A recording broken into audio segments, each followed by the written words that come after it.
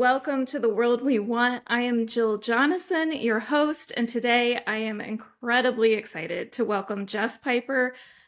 Jess is the executive director of Blue Missouri. She's a rural Democrat. She's an educator, and I call her a truth teller. Like, she just tells it how it is, and that's what we need. So, Jess, thank you so much for joining me. I'm really excited about this conversation. Thanks, Jill. It's so good to see you again. Great to be back with a friend. Yeah. I'm like, it's just, this is what we need. We need real people talking about what their real lives are like and talking about what we want. That's why it's called the world we want. So, I love this question for people who had a political awakening around the same time that I did in 2016, which I think is a lot of us. And I know that's same for you. So, could you just walk me through 2016 and what that did to you? Well, I think it's like you said, like a lot of us did have a political awakening. Now, I was talking to a Black friend, and she goes, "Yeah, the white women Yep. had a political awakening in 2016. We were always awake. Thanks for joining the club." And I was like, "Yeah, you're right." But I mean, we sort of floated through 8 years of Obama, and I was thinking this is going to work out, and then Hillary's going to be elected, and status quo. And we all had that rude awakening where, an absolute monster was elected to the presidency. And I didn't know what to do with myself. I was not politically active. I went to school the next day and I could barely contain myself. And we had a team meeting at school with, my other English teachers. And I sort of, was tearing up about the news. And I had another English teacher say, "Are you a Democrat?" And I was like, "Yeah, I mean, I mean, I am MAGA passing, look at me." But I was like, "Of course I'm a Democrat. I teach English. How could I not be?" And so it was just that moment of waking up and realizing that other people didn't even know my political affiliations. Basically because I had this level of privilege where I didn't need to speak about politics to people, and all that was shattered in 2016. And I came out like a lot of people did. I went to my first rally. I went to the closest one near me was in Des Moines, so I went there with another teacher friend, and I just walked into this world thinking this can't be what's happening, and if it is, we have to fight back with everything we have, and I just started there. Yeah, yeah, exactly. Same for me. And I know that you're just keep going, keep going. And so you were an English teacher, but then in 2022, you were like, well, I guess I'm just gonna run. It reminds me of one of those things like somebody should do something. And I imagine you were like, oh, okay, I guess that's me. I guess that's what I'm gonna do. So can you tell me like what your thought process was when you decided to run for state rep? Yeah, so in 2018, actually, I was already a little politically active. In 2018, Missouri passed an abortion ban with no exemptions for rape or incest. And I was irate. I was so angry. I opened up my local paper, and my state representative had written a letter in there saying, how happy he was to sign this ban. And I was infuriated. But in Missouri, you can't run for office and still be a teacher, which is super convenient. Keep 66,000 well qualified, mostly women, out of the political process. But 2020, I went to vote for Joe Biden, and there was no one down ballot I could vote for, not in any county office, not for state rep, nothing. And I came home and I told my husband, if nobody else is going to do it, I'm going to do it. So I decided in 2020, I ended up having to resign my position, and I ran in 22 and got my butt kicked. I mean, I was taken to the woodshed, like I tell everybody, but it was so worth it because I learned a whole lot of things. And I raised so much money at Wow. $275,000 in a district that hadn't raised 2,000 in decades. We haven't elected a Democrat here in 32 years. We haven't ever elected a woman. And so just by my presence on the ballot, I allowed 1/4 of the people to decide that they wanted somebody who talked about abortion, who talked about funded schools and roads, and, making sure that rent is cheaper and that childcare is available. So just the normal things, which it's funny because people will always say, when they were attacking me, she's a liberal, she's left wing, she's an extremist. And I was like, I'm literally running to keep schools open 5 days a week. I don't know what you're talking about, right? Yeah. And so why do you think it had been over 30 years? Like, what was the shift? that there was no Democrat on the ballot or in certain races in over 30 years. Because Democrats figured out a long time ago, or they thought they had figured it out, that you could win every race you need by, just talking to urban and suburban voters and leaving rural people out of the political process. And when Democrats, pulled away, well, guess who slipped in? The Republicans. I mean, it was super easy for them to come in and they could talk about Democrats wanting your guns, Democrats coming after your values, Democrats attacking Christians. And so they had a message for people who weren't hearing any other message. And like I tell people all the time, when I post on Blue Sky, I'm not on Twitter anymore because of the, Elon Musk. After the election, I was like, I'm done. I'm not on here anymore. So I'm on Blue Sky now. But I tell you, I see something all the time. When I talk about rural people, there are a lot of progressives who hate rural people, even rural progressive people. And they'll point at me and say, you vote against your self-interest. Who would I vote for, friend? There's no one on my ballot. There's Right. there's no one down ballot. I don't know what you're talking about. If only there was a solution to that. If only you Right? gave me a way to vote for something that I was interested in. And I want to touch on this because I've heard you talk about this. Um, and I find it very interesting and very true in my real life experience. When you knocked on people's doors and said, hey, I want our schools to be open 5 days a week, like all these like common sense things, they're like, yeah, yeah, we like that.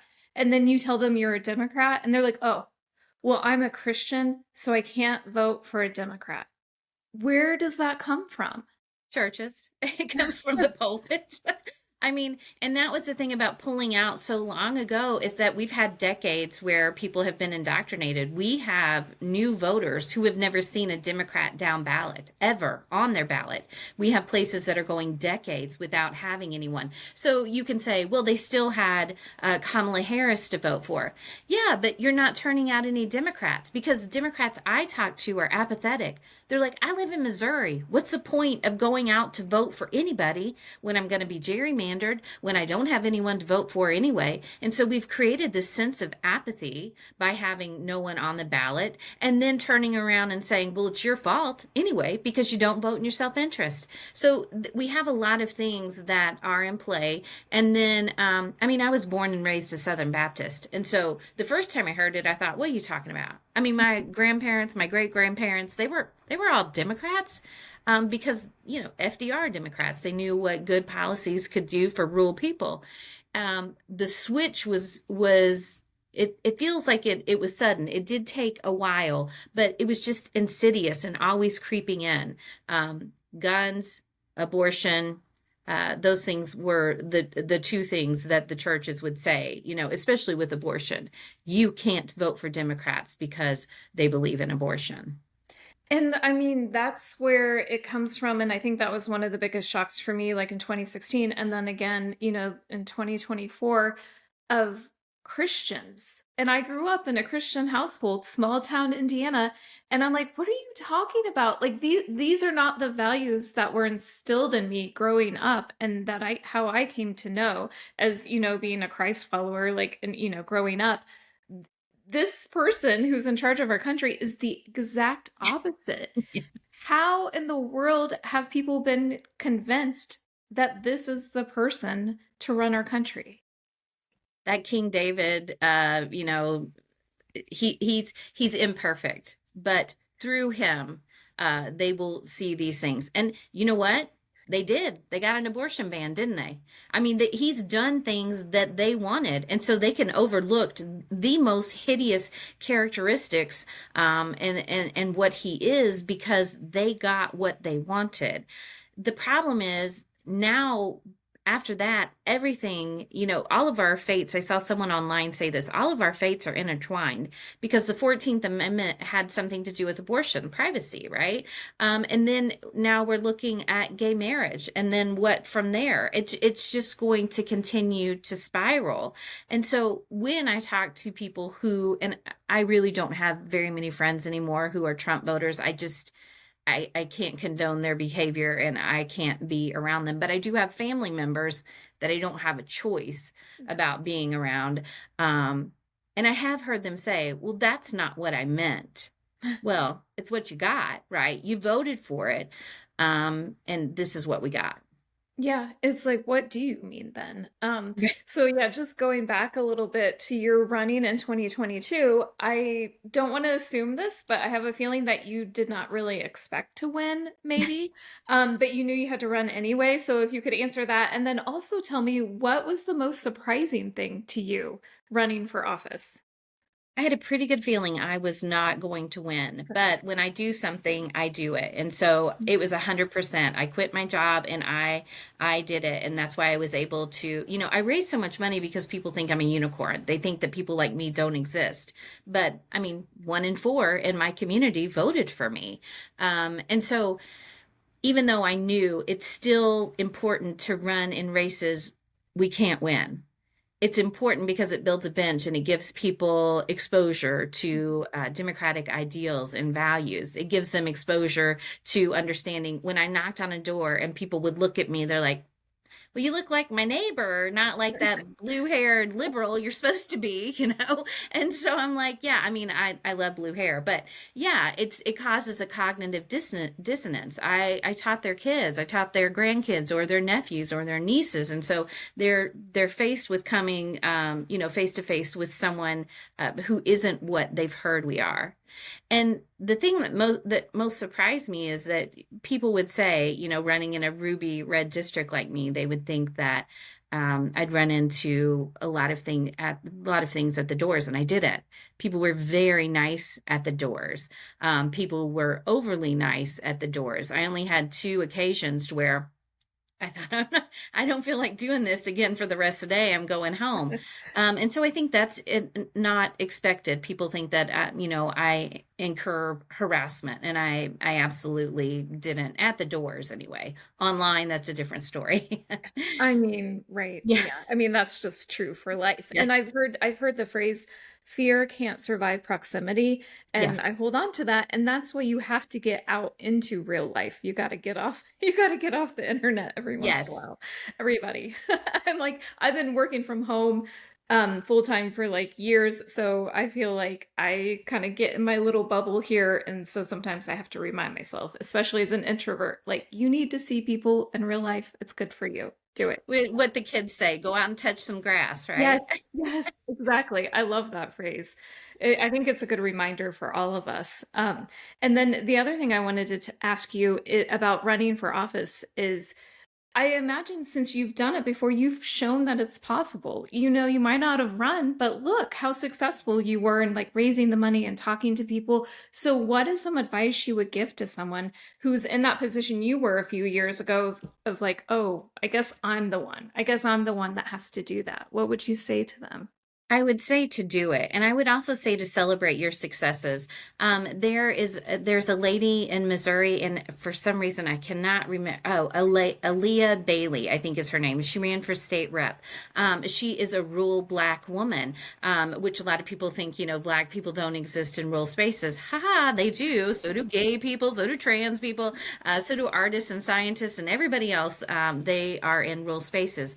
But I saw a TikTok she made a couple of weeks ago, and she said, Jess encouraged me to say, you know what, I didn't win my race, but I got a third of the vote. I got people to turn out. I got people to say proudly that they're Democrats. And so celebrating that success, especially in rural spaces where people think, that we don't exist, that there's no reason to put a Democrat on the ballot because they won't win. Well, there's a reason to have someone on the ballot because every voter is worth representation. Every voter is worth having someone that they can vote for. And I think that's a big problem that we've seen within the party is saying there's no reason because we're not going to change their mind. How do you know? And when people say, well, they vote against their self-interest, how do you know the self-interest of people you don't talk to? How would you know? So that's a big part. And I just was talking about this with my friend Fred Wellman, which you may know from the Lincoln Project. I was talking to him this morning, and he was talking about Missouri is planning to gerrymander because at Trump's request, we have 6 Republican districts and 2 Democratic districts, congressional districts. And they're trying to take Kansas City and gerrymander it by pulling in rural spaces around Kansas City. And he said, "Do you know how important rural spaces are about to become, like in Texas and all of these places that they're looking to gerrymander?" And I was like, "I know, right? That's why it's worth us going back. It was always worth it, but going back and talking to rural people and bringing an economic message. Because Jill, you've been to the grocery store, right?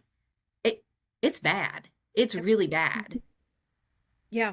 And so then I want to go to Blue, Missouri, which you work for. Can you just, and what's kind of exciting to me too is I live in Ohio and there's a Blue, Ohio. Yes. I don't know if that's what it's called, but Yeah, it I is. know there's two of those. And it's interesting because in Ohio, like our three major cities are pretty blue, but Yeah.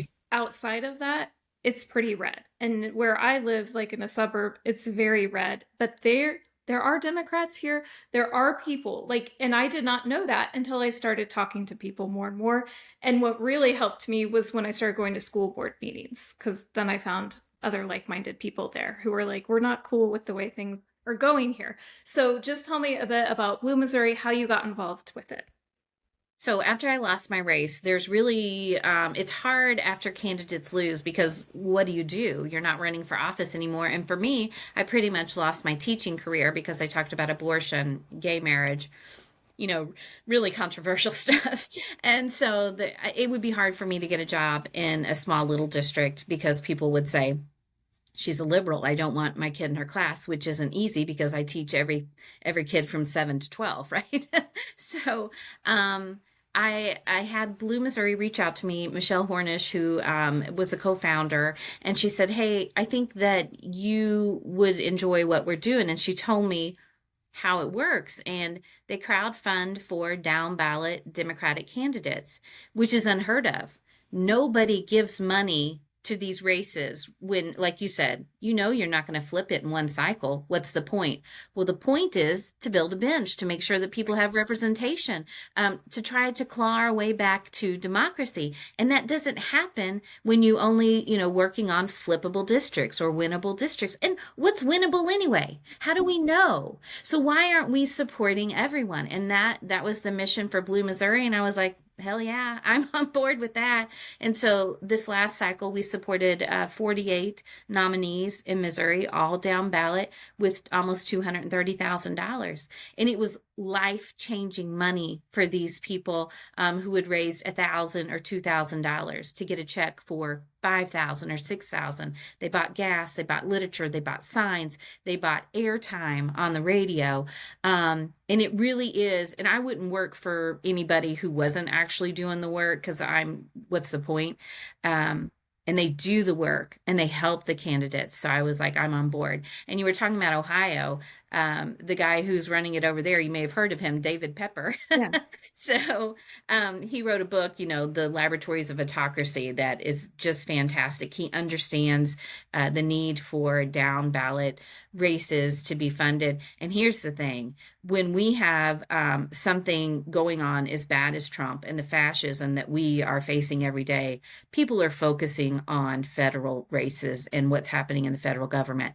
The only way to change that is to change what's happening in the states. You have to focus on the state so that those people can get to Congress, so that we're sending our best. I mean, just yesterday, Missouri's terrible attorney general was just promoted to the deputy, FBI director. And I was like, Andrew Bailey? Andrew Bailey, who sued Starbucks because they weren't hiring enough white male baristas. Andrew Bailey, who sued Costco over DEI. Andrew Bailey, who went after school districts for masking during a pandemic. Like, Missouri keeps sending these people, Josh Hawley. I mean, it's good for us that he's gone, but bad for America. Like, this is what we're sending out. And if we're not stopping what's happening in red states, I mean, look at Mike Johnson, who is third in line. He came from Louisiana. He was almost never opposed. He ran election after election and was voted in without any opposition. And now he's third in line to the presidency. So this is how we stop these people at the state level. Keep them there. Never let them get out. That guy terrifies me. Just, Oh my God. oh, I'm like, holy crap. And I'm just thinking, we're both moms, and as an educator and all the kids that you've taught, like, would you ever tell your kids or kids you've taught, don't even try? If they're like, well, I'm never gonna win, okay, that's fine. Don't even try. Right. What I kind mean, of it's like, attitude is that? right. I mean, I taught juniors and I was teaching them writing skills all the time. They're like, I'm no good at it. And I'm like, never mind, don't do it. Use AI, right? Why would I ever do that? We teach our kids grit and perseverance for a reason. So because they're going to be up against God knows what when they, leave our homes, when they graduate, when they go into the real world. And you have to have persistence. And like me, I think I have ADHD, and that's fantastic too. I would never do anything different because you have to keep going. You have to have all these tabs open all the time to work with what we're working against. It doesn't matter if you lose one time. It doesn't matter if you lose two times. There is honor in doing the right thing and still getting your butt kicked. And the only people who rub my nose in it are Republicans. I don't care what they think anyway. I I'm mean, not talking to you. Yeah. I don't care what you think. We have to do it. We have to do tough things, hard things, and maybe we don't win the first time, but it's worth doing it because there's no way to come back without doing those difficult things. Yeah. I mean, and like you don't, not the first time, but then you just keep going. You keep talking to the people, you keep opening people's eyes. Mhm. I'm like, I mean, this is called the world I want. I'm like, right there. That's the world I want. So yeah, just to kind of go along those lines, Jess, tell me a little bit more about rural communities and what kind of world you want in a rural community that you've grown up in, that you've raised your family in, and that, from what I understand, is you want to stay there because you really like it there. So, what kind of world do you want it to be? I do like it here, and rural communities need the same thing that any community needs. Mhm. We need funded schools. We need sidewalks. We don't have sidewalks here. We need shoulders on the road. I mean, like if I drive out I'm always worried about my kids because if you meet a combine, they're huge and they take up most of the road, and there's no place to get off the road. I'm worried about our hospitals closing, but I'm really worried about this. Our kids aren't coming home. They're not coming back to communities like mine. So as my kids graduate high school and then they graduate college, they go to Kansas City, they go to Omaha, they go to Des Moines. They're not coming back home because our schools aren't open 5 days a week, because it's an hour drive to the hospital, because they can't find a job, that pays enough to pay the rent. And so our kids not coming home is a really big deal to rural folks, especially people with land and property to pass down. They're like, I guess I'll put it up for sale, right? I mean, it's really difficult, but we need the same things, and we should treat rural communities the same way. Because it's the same people. We're basically the same demographic. We have the same folks. It's just a smaller amount of folks here. And I don't like traffic. That's why I stay. I feel like so many people I know, like as the older we get too, we're like the quieter space is what Yes. I want. Um, Yes. but I'm just thinking about rural communities and how everything that you're naming right here, that's not really the national level, right? That's like Right. the local and the state level. Yep. So I think it's very easy to get caught up in all the big headlines and everything that you're hearing and just, oh, that's so awful. I'm just gonna like keep living my day to day. But the thing is, if you want your day to day to get better, paying attention to what's happening at the local and state level is one way to start doing that. Can you talk a little bit more about that? Yeah, I mean, everything good or horrible that you're dealing with on a daily basis is likely coming from your state capital. When I would knock doors, I had a man come out in a town called Burlington Junction, and he started talking about the roads are in such disrepair. And he said, Joe Biden. I said, Joe Biden? He didn't know where Burlington Junction is. That's your state representative. And he's the one who's defunding the schools, too. He's the one making sure that, our hospitals aren't funded and we have an hour-long drive. He's the one making sure that women who have pregnancies that are not viable are forced into, terrible situations. It's your state rep, it's your state senator, and that's what I talk about all the time. And yes, what Trump is doing is actually a huge distraction, because he's pulling all these levers that he can't pull. He keeps writing all of these executive orders that he can't do. The one about mail-in voting, that comes from my state. That's got nothing to do with you. All of these things are at the state level. And the fact that he writes an executive order and people are like, well, it's law now. Excuse me, it is not law. And he's not winning a lot of these cases that he's going up against. And I think that that's something to talk about too. Andrew Bailey, our AG, kept suing people. Guess what? It was thrown out of court. He wasted our money, he wasted our time, but he didn't actually get anything done because everything he was trying to do was unconstitutional. So, I mean, just reminding people, focus on the local, and it will make your headache less because you won't spin and spiral as much because of what is happening, at the federal level, which is awful. Things like ICE, things that people being thrown into concentration camps, our neighbors being picked up by thugs who are masked and without warrants and without, markings on their cars. All of that has to stop. But if your state house says, nope, we're not complying, no, we're not doing this, that is a way to combat what's going on at the federal level. And how do you get Democrats elected into the state house, Jess? What's one way? What's the first start to that? You've got to talk to your neighbors.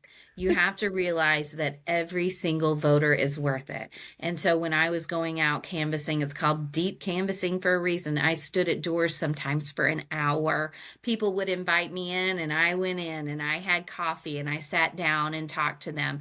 There was a story that Elad Gross, he ran for AG and was beaten. He was a great guy. He told a story of a Missouri Democrat who won a really difficult race because he kept his light bill in his pocket. And everywhere he'd go, he'd pull out his light bill. And everybody's like, right? It's up by 50%. It's up by 60%. And so he was able to win saying, this is happening because of a monopoly, and it's happening because of what's happening at the state house. And I will go in and I will vote to break up this monopoly. And people are like, all right, do it. So when people talk about kitchen table issues, I'm literally talking about what's on the kitchen table. I'm talking about hamburger costs more. It's higher to buy hamburger than the national minimum wage, right? I mean, it's $8 a pound. That you can go to Iowa, which is 3 miles from me, and their minimum wage is $7.25. I went and I wrote about this on Substack. I got just the basics to make meatloaf, mashed potatoes, salad, and fried squash and zucchini. $54. That would take someone making minimum wage 7.5 hours for one meal. One meal. And so when you go, and I got my Walmart receipt to prove it, right? So I can walk around and tell people, you see what's going on. I bought applesauce yesterday. It's $2 more for my daughter. These things we all experience. And Trump can say whatever he wants. He can say, oh, the grocery prices are coming down. Gas is $1.98. Excuse me, I can go down to Rick's right down the road and I'm going to pay, $2.67 a gallon. You're lying to me. And so that's how you get Democrats elected. Talk to the people, talk about things they care about. Don't spin into things that don't impact people's day-to-day lives. I knocked over 1,000 doors in 22. I never had a person ask me about kids using bathrooms. Never. I never had someone ask about a trans kid playing soccer. Never. So you focus on the things which are important. I mean, trans people should be able to play soccer. Right. But the point of the matter, what's that got to do with that vote? They're voting because of the things that are right in front of them. And those are the things we have to talk about. Yeah. And so I feel like you're kind of doing this right now, but just like as we wrap up, what is your message to the National Democratic Party who you who you are actually witnessing ignoring the rural community and races they think they can't win, which maybe they can't win today, but they could win tomorrow if they build into it. So, what is like one of your messages you would send to them? Every voter is worth it. And even if you lose by 80 points, that's bad. But if you have someone in there campaigning and they lose by 30 points, well, that's not so bad. You can win a congressional race by losing in a few counties like that. So just raising it up, so that we're not losing as bad is actually a win. We've got to stop talking about flippable and winnable districts. Who is making those decisions? Who is deciding who's going to win or lose? Why don't we put money into state parties and state organizing and send out people into their own Right. communities and talk to their own neighbors about the things that are important to their own communities? And it's great that we have people coming in from all over to canvass and knock doors, but they don't know that community. So supporting people who are already there doing the work, boots on the ground, they are organizers, is going to net you a lot more votes than trying to fly people in 8 weeks before an election. Make this a sustained presence. Say that Democrats are here. We've always been here. We're your neighbors. We're down at the shelter walking the dogs. We're at the PTO meetings. We're at the bake sales. We're just like you, and we want things to be better for you. Yeah. And so, Jess, can you finish the sentence? I want a world, and then finish that sentence. I want the world to be better for my children. I want my grandchildren to have rights and an education and the basics that every one of us need. I get sick when I think about what could have happened if we could have kept moving forward with Mhm. Obama, if we could have elected Al Gore and then kept moving forward there. But instead, we do this dance, 2 steps forward or 1 step forward, 2 steps Yep. back, right? And if we just keep making progress, what the world would be like for our kids instead of regressing every 4 years. Yeah, exactly. And I feel like that like ties it all together. And one way to make progress is to have a Democrat on every ballot, on every in every race. So what you're doing with Blue Missouri, that's what you're doing. Like you're creating that world I of hope like so. just little bit of progress that hopefully eventually we will see the fruits of that. So Jess, I think you're incredible. Thank you so much for joining me. Thank you for the work that you do. How can people follow you and hear such your important voice? Thank you. Not on Twitter, but I'm on every other space, usually as Piper for Missouri. And then I have a Substack that's called The View from Rural Missouri, where I talk about all of these issues. And also, I'm a speaker, so I'm out probably 4 or 5 times a month speaking to rural Democrats. And this is a way for you to hear what is going on in the ground and what people are saying. Yeah, that's amazing. And her Substack is awesome. It's one of my favorites. And then also to the viewer, to the listener, I want to know what is the world you want. So in the comments, I would love to hear, I want a world and I want to hear what you want. Because I think if we start talking about it, then we can move to start creating it. So thank you again for joining me. Jess, thank you. You're incredible and have a great day. Bye. Thank you, Jill. Bye.